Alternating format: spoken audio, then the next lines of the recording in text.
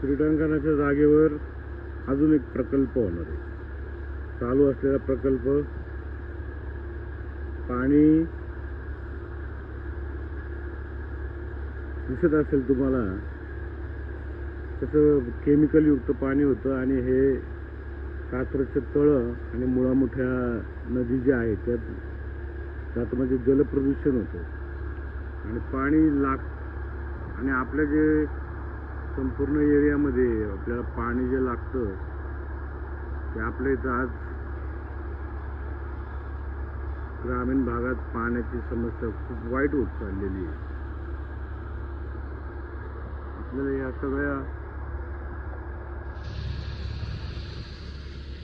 सगळ्या मागचा जो सगळा हा ग्रामीण भाग आहे, या सगळ्या पूर्ण ग्रामीण भागाला, आपल्या पूर्ण दक्षिण पुण्याला पाण्याची कमतरता आहे.